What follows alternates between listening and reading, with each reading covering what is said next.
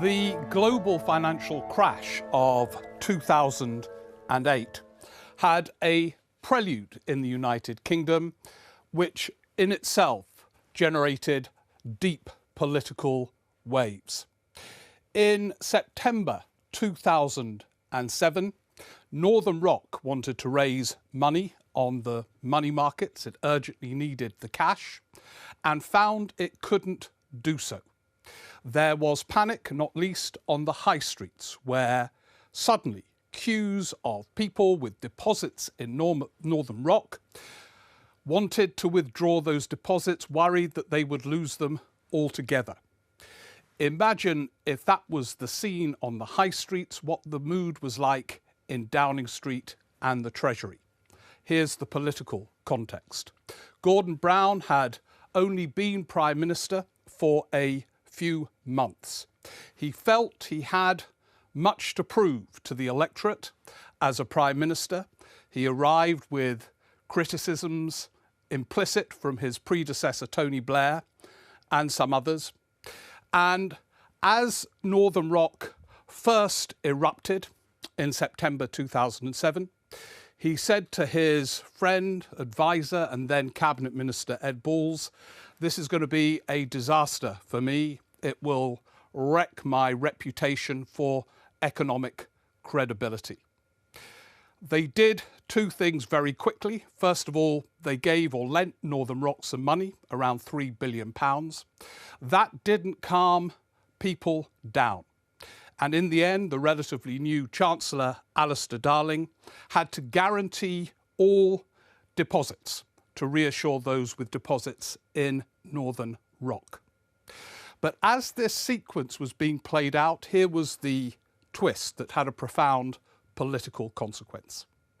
Instead of it being bad for Gordon Brown, his opinion poll rating soared. He was already on a honeymoon as a new Prime Minister, a honeymoon that he hadn't anticipated. He thought it would take him about 8 months to prove to the electorate that he could do this job. And it was only then that he said to Ed Balls again, "Well, I thought this would be a disaster. My opinion poll rating has gone up. Maybe indeed I should call an early election." It was only when Northern Rock proved to be popular, in inverted commas, for Gordon Brown, that he seriously contemplated that early election. And meetings were quickly held in Chequers and elsewhere to prepare. Until then, I think he genuinely hadn't been convinced about the case for an early election. I think he was planning on holding one in May 2008. Instead, Northern Rock proved to him that he was on a roll.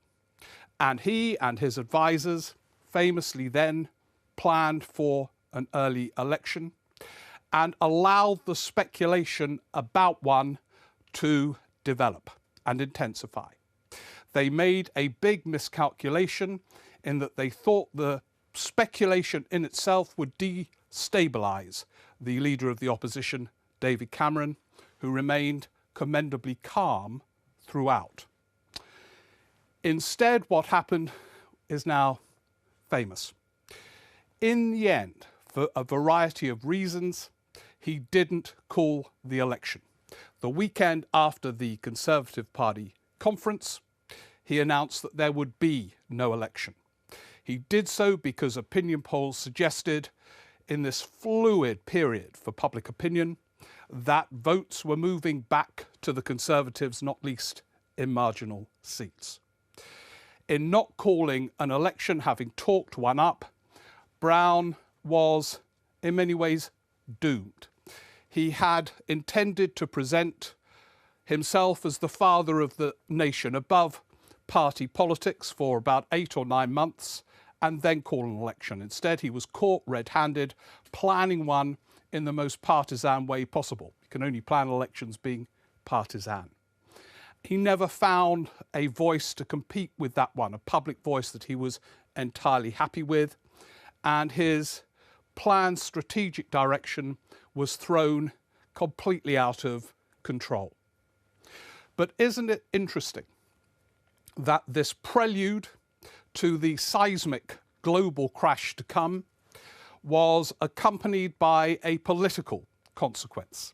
The focus of the weeks that followed the Northern Rock crash in the UK was largely about domestic politics. Would Brown call an election? There was no suggestion that a volcanic eruption of much greater proportions was about to happen. And Gordon Brown's response to Northern Rock in a different way shows the degree to which our politicians are trapped by the past. Even though the FT, the Economist, not known as radical left-wing publications, were calling for the nationalisation of Northern Rock, Gordon Brown was deeply wary of acting in this way. He feared it would be seen as a return to the 1970s, a decade that he had spent his career trying to, in some respects, escape from. It was the decade which, by the end of it, Labour were out of power for 18 years. Vince Cable, the then Lib Dems Treasury spokesman, was also saying, for goodness sake, nationalise Northern Rock. He did it in the end, but it took a lot of persuading and pursuing of other options. And it is interesting the degree to which, even when he did it, he was highly sensitive. He got a call from his friend, the MP, Nick Brown, who was in Cuba at around about the time they nationalised Northern Rock. And Gordon Brown said to Nick Brown, "We have had to take Northern Rock back into public ownership." And Nick Brown said jokingly, "Great, I'm in Cuba, I'll tell Fidel Castro, I'm sure he'll approve." Gordon Brown paused and said, "It's only a temporary renationalisation." He was worried about how it would be seen. And David Cameron and George Osborne, the self-proclaimed modernisers of the Conservative Party, were similarly trapped by their pasts. They too thought it would be a disaster for Brown. They held a joint press conference, joyously, in some respects, condemning the nationalisation and saying this was the politics of old Labour and the past, the politics of the 1970s. In reality, it was only the beginning of something new. This was a mere walk in a playground compared with what was about to happen. But politicians, not knowing what the future will bring, tend to look to the past for guidance, and the past is a treacherous guide. In September 2008, having been preoccupied by Northern Rock for much of the previous year, indeed, Alistair Darling, the then Chancellor, tells me that one weekend, rarely, he got back home to his house in Edinburgh during the Northern Rock saga. And he thought, right, I can relax. I'm just going to watch a football match Saturday lunchtime. So he made a cup of coffee, put it on, and Newcastle were playing. But they were sponsored by Northern Rock. So every single shot of a Newcastle player, all Alistair Darling saw was Northern Rock. He couldn't escape from it. But then he had bigger things to worry about. Lehman Brothers, the great global bank, went bust in September 2008. Lehman Brothers and others had been lending money indiscriminately and were part of a crisis which Gordon Brown described as the first global economic crisis. In other words, when one bank's in trouble, it triggers a sequence that causes chaos across much of the world. And pretty soon, the drama of Lehman Brothers had spread to the United Kingdom. Alistair Darling, in October, very early October 2008, was at a meeting in Brussels of fellow finance ministers. And he got a call from the Royal Bank of Scotland. And the most senior figure at the bank had finally got hold of him and said, "Chancellor, we're about to run out of money. We need money urgently." And Alistair Darling said, "Well, when you say run out and urgent, how long do you mean?" And Alistair Darling expected them to say perhaps days, which would be dramatic. They said a few hours. And he had to arrange speedily a rescue package, knowing that the alternative would have been apocalyptic. Quite possibly depositors losing money, panic again on the streets in a way that the Northern Rock drama would have looked pathetic and puny. And they got the money sorted. And this happened again and again. It's quite hard to estimate how much the British government spent on saving the banks, but it was well over £100 billion, and at points they were exposed to many, many billions more. And in the explosion that followed, nothing was the same again. Of all the turning points that we've been exploring in this series, this is the most dramatic. In some of the other episodes, there have been continuity within the turning points we've been exploring, but this one changed everything. To take one vivid example, the reputation of bankers, the way this pivotal institution, especially for the United Kingdom, so dependent on the financial sector, was perceived, turned on its head. Before the financial crash, and it's like going back to a different age, Gordon Brown, to take one example of many, ached to be associated with senior bankers. Senior bankers seem to embody success and entrepreneurial know-how. So, for example, he was there when Lehman Brothers opened in London, and he wanted to be there. He liked being photographed with senior figures in banks, and in a way, the most vivid example of how it used to be was when he and his advisors, Ed Balls and Ed Miliband, were plotting a tax increase for the National Health Service. They thought that they themselves wouldn't be trusted to put the case for a tax rise. So they commissioned an independent report to put the case for higher taxes, for a NHS spending increase. And the person they thought would sell it to the wider public was a senior banker, Derek Wanless. And when Gordon Brown announced the tax rise in his budget in 2002, he didn't say, "I, Gordon Brown, believe in this." He said, "Wanless recommends that this is the way forward," as if a banker was the most trusted figure, a symbol of economic prudence, and Wanless was quoted repeatedly as Brown made the case for a tax rise. Suddenly, no politician wanted to be seen near a banker, and bankers became the whipping boys of politics here and elsewhere. Arguably, and this remains an ongoing theme, they weren't punished enough. Some of them continued to flourish. There were allegations of criminality, but few were charged. But nonetheless, the cultural shift was total. From being the heroes of various economies, they became villains.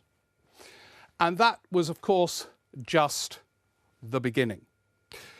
To go back to the UK alone, although there were ramifications, of course, everywhere, there was a huge new shift in economic focus. And two players from the opposition party played a big part. The financial crash was as politically significant for David Cameron and George Osborne as it was for Gordon Brown, the Prime Minister. They changed their approach to economic policy making. Up until that point, they had a policy where they said they would they would divide the proceeds of growth on tax cuts and increases in public spending. They attacked Brown for not spending enough on the NHS. At the first party conference where those two were dominant, Cameron and Osborne, there were posters of Brown mocking the amount he was spending on the NHS and saying the Conservatives would spend much more. They were attempting a Tory modernisation, partly based on the new Labour model, but in reverse. So whereas they were associated with tax cuts and so on, they now wanted to be associated with public spending and good public services. But with the crash, Cameron and Osborne decided to totally kind of scrap all of that and argue for real term spending cuts because of the deficit. That was growing partly as a result of the crash, but they would argue because of Labour's profligate spending. And that was to frame their leadership from that moment onwards. In some ways, fruitfully. George Osborne was allowed to frame two subsequent elections around his pledge to wipe out the deficit. And he blamed the deficit at times solely on Brown's profligate spending. He conjured up clever phrases to do it as well. Don't give the credit card to those who've maxed out and got us bankrupt. Don't give the keys to those who crashed the car, and so on. In some ways, it was highly effective, but it also greatly constrained the Tories' modernisation project. They became the party of austerity.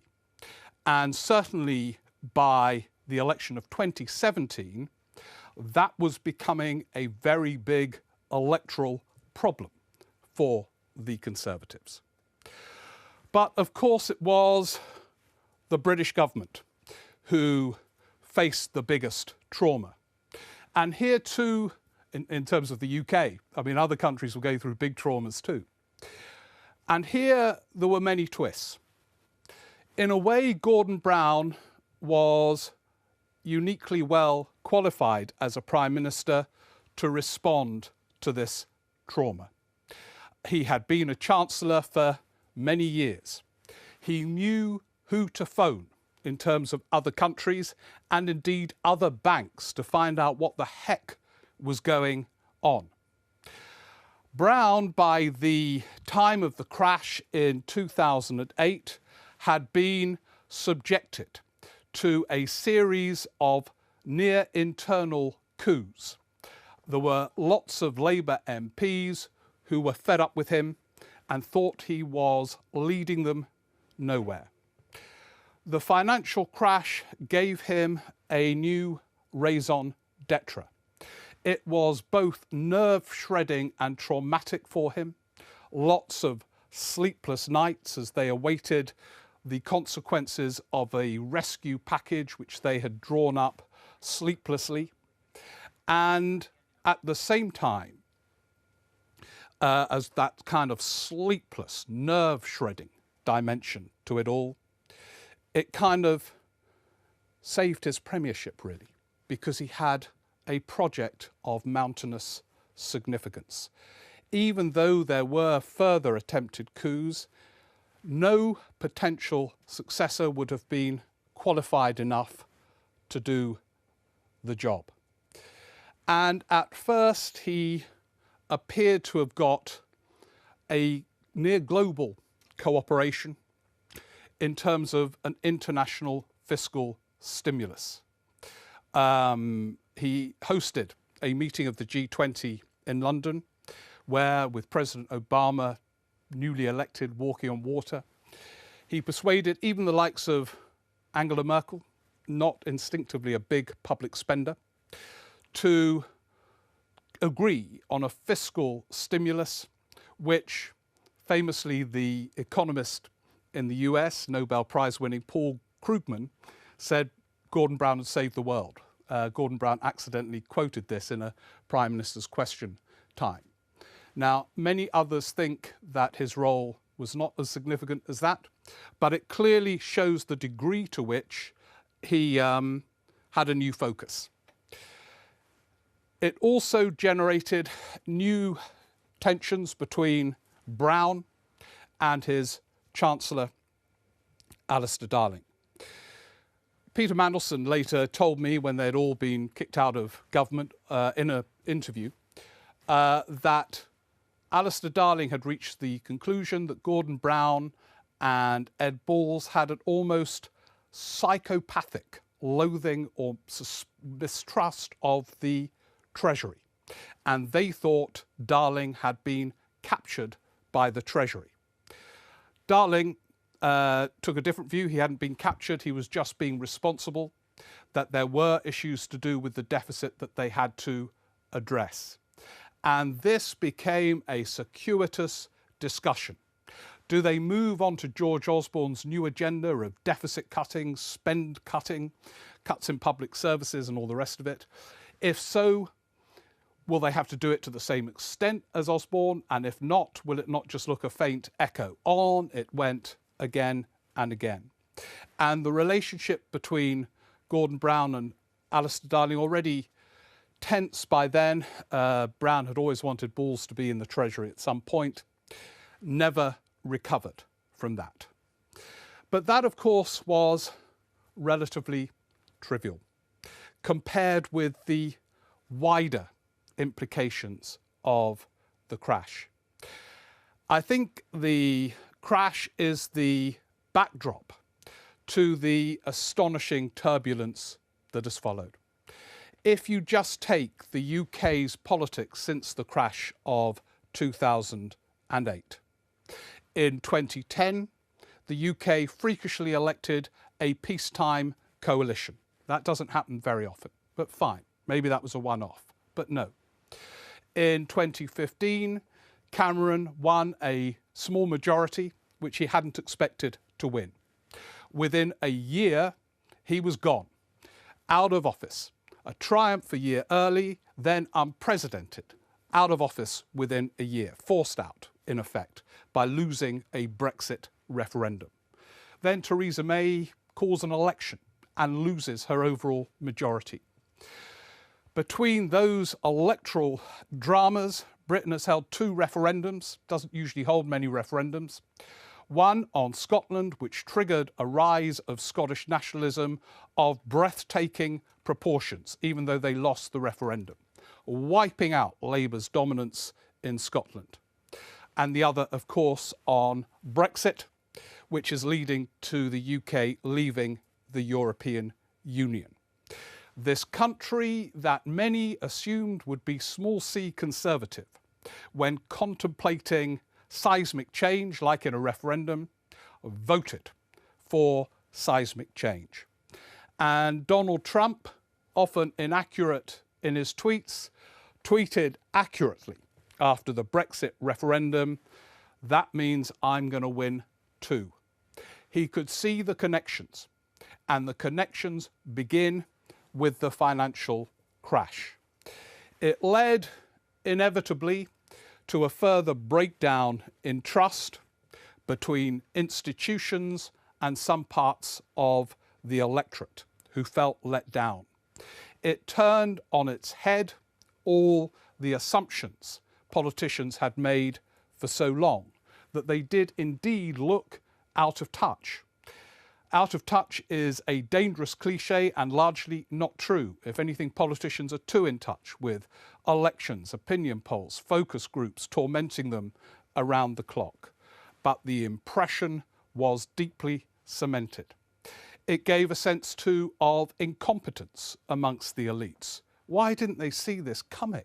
A catastrophe of such mind-blowing proportions, especially when there were clues like Northern Rock, which just led to a debate about an early election.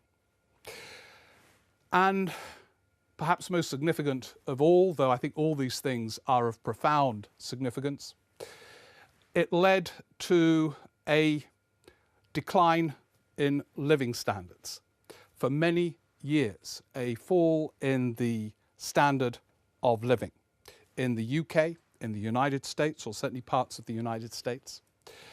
And it allowed people to say, I know Michael Gove's quote has been taken slightly out of context, but it allows people to say with some legitimacy that we've had enough of experts, because experts let people down when it came to the financial crash. They didn't see it coming. There were other consequences. There have been changes to the regulatory guidelines. George Osborne partly blamed in the United Kingdom the way banks were regulated, and he changed them to some extent. But I wonder whether it was the structural regulatory framework that was to blame. I suspect it was more of a cultural dimension to it. For example, before the crash in the United Kingdom, David Cameron had asked John Redwood to look at some of these issues, and John Redwood had recommended and was received supportively by Cameron that the regulatory framework should be made lighter still. It was already very light. And Brown and his advisors were too scared to challenge that culture, because if they had done, they knew they would be attacked for depriving poorer people of mortgages, of preventing poorer people from borrowing money in a way that the wealthy can do with their eyes closed. So the whole culture was against heavier regulation. And anyone who had tried it would have been accused of being part of a nannying state, of stifling innovation and initiative. Soon after the crash, the then Governor of the Bank of England, Mervyn King, told a parliamentary committee that he was surprised there hadn't been riots after the events that had taken place. And it's an interesting observation. There weren't, and there were cause for such uproar. But the uproar took a different form. It took the form of the ballot box and changes that have taken place in the United States with President Trump, with Brexit as a result of the referendum here, with voters unable to give parties overall majorities in the United Kingdom as they used to do regularly. They have addressed their anger and concern and alarm in a much more powerful way than a demonstration or a riot, which is fleeting. They've changed politics through the ballot box.